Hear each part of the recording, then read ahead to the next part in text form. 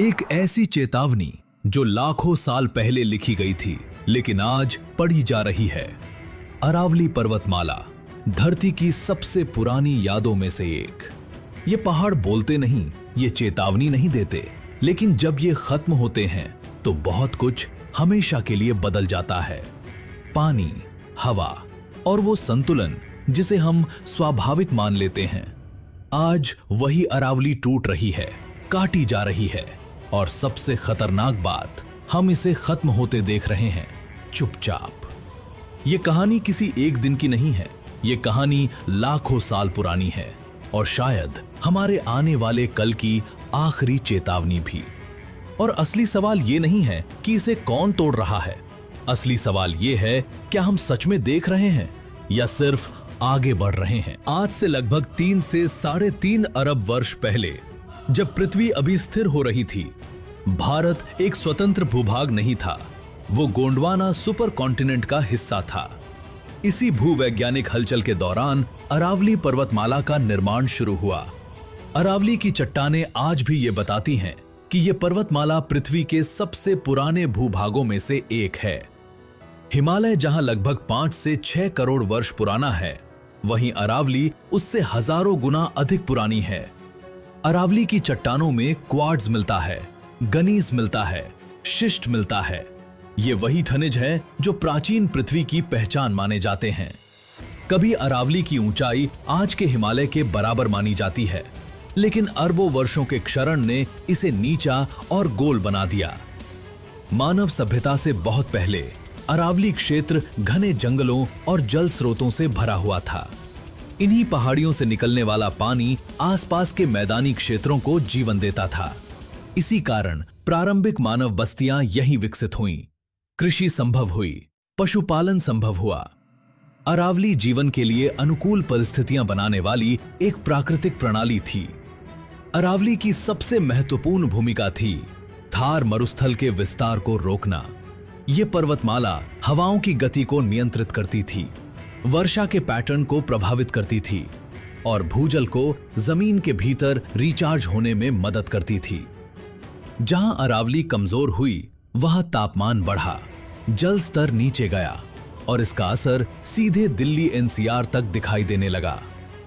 अरावली का अरबों वर्षों का क्षरण प्राकृतिक था, लेकिन पिछले कुछ दशकों में जो नुकसान हुआ वो मानव गतिविधियों का परिणाम है। खनन, जंगल कटाई और शहरीकरण, इन सब ने उस संतुलन को तोड़ा जिसे अरावली ने सदियों तक संभाला था।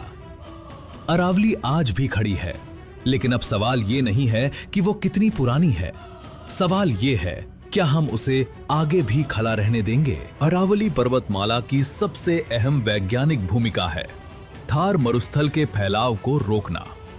उत्तर पश्चिम से आने वाली शुष्क और गर्म हवाएं अरावली से टकराकर अपनी गति खो देती हैं।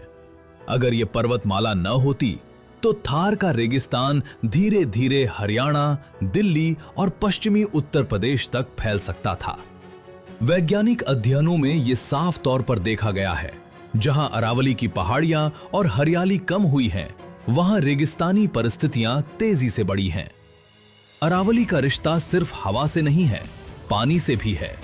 अरावली की चट्टानें और उसकी ढलानें रेन वाटर हार्वेस्टिंग में प्राकृतिक भूमिका निभाती हैं। बारिश का पानी पहाड़ियों से धीरे धीरे नीचे उतरता है, जमीन में समाता है और एक्विफर्स को रिचार्ज करता है। इसी वजह से अरावली क्षेत्र में इतिहास में बावड़ियां बनी, कुएं बने और झीलें विकसित हुईं। जहां जहां अरावली की कटाई हुई, वहां ग्राउंड वाटर लेवल तेजी से नीचे गया। ये तथ्य आज राजस्थान और हरियाणा के कई इलाकों में साफ दिखाई देता है। अरावली का असर हवा और तापमान पर भी पड़ता है। दोस्तों, दिल्ली एनसीआर में तो आप सब देख ही रहे हो, आज यही इलाका दुनिया के सबसे प्रदूषित क्षेत्रों में गिना जाने लगा है, जहां साफ हवा अब रोजमर्रा की नहीं बल्कि एक चुनौती बन चुकी है। अरावली एक नेचुरल एयर फिल्टर की तरह काम करती है। इसके जंगल धूल को रोकते हैं, तापमान को संतुलित रखते हैं और गर्म हवाओं को धीमा करते हैं। जब अरावली क्षेत्र में जंगल घटे तो गर्मी बढ़ी, प्रदूषण रुका नहीं और हीट वेव्स ज्यादा घातक हो गईं। ये संबंध सिर्फ अनुमान नहीं है, ये पर्यावरणीय अध्ययनों से प्रमाणित है। अरावली सिर्फ पहाड़ नहीं है, एक सभ्यता है। ये एक इकोसिस्टम है जहां पेड़ पौधों की सैकड़ों प्रजातियां हैं, पक्षी हैं, स्तनधारी जीव हैं और कीटों की अद्भुत विविधता है। जब किसी इकोसिस्टम का एक हिस्सा टूटता है तो पूरा संतुलन बिगड़ जाता है। इसीलिए अरावली का नुकसान सिर्फ जंगल का नुकसान नहीं है, ये पूरी फूड चेन पर असर डालता है। विज्ञान इस बारे में स्पष्ट चेतावनी देता है। अगर अरावली का क्षरण इसी गति से जारी रहा तो इसके परिणाम होंगे पानी की और कमी, ज्यादा गर्मी, रेगिस्तानीकरण और शहरी जीवन पर सीधा असर। अरावली का महत्व उसकी ऊंचाई में नहीं है, उसके संतुलन में है। और जब संतुलन टूटता है तो प्रकृति शोर नहीं मचाती, वो बस परिणाम छोड़ देती है। अगर अरावली नहीं रही तो दिल्ली की हवा नहीं, जिंदगी जहरीली होगी। अरावली पर्वतमाला को लेकर भारत में कई कानून मौजूद हैं, न्यायालयों के स्पष्ट निर्देश हैं। अरावली को इकोलॉजिकली सेंसिटिव जोन माना गया है। कई क्षेत्रों में खनन और निर्माण पर प्रतिबंध भी है। लेकिन जमीनी सच्चाई कुछ और ही बताती है। आज भी कई हिस्सों में पहाड़ काटे जा रहे हैं, पत्थर निकाले जा रहे हैं और जंगल साफ किए जा रहे हैं। ये सब अक्सर छोटे छोटे हिस्सों में होता है, इतने धीरे कि नुकसान तुरंत दिखाई नहीं देता, लेकिन कुल प्रभाव बहुत बड़ा होता है। अरावली की चट्टानें खनिजों से भरपूर हैं। इसी कारण दशकों से यहां खनन का दबाव बना हुआ है।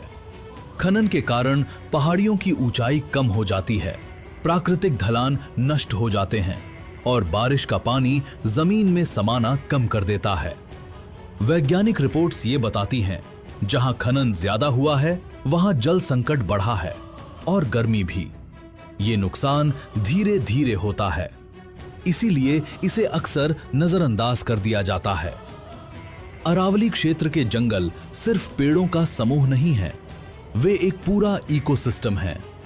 जब जंगल काटे जाते हैं तो मिट्टी ढीली हो जाती है, बारिश का पानी बहकर चला जाता है और वन्य जीवों का हैबिटेट खत्म हो जाता है।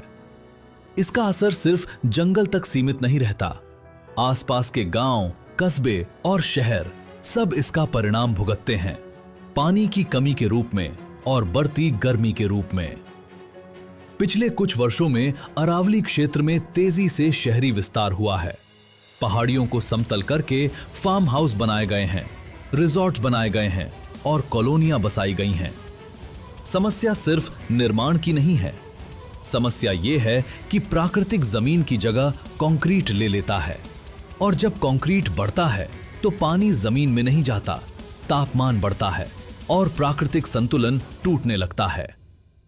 अरावली का विनाश किसी एक दिन में नहीं होता।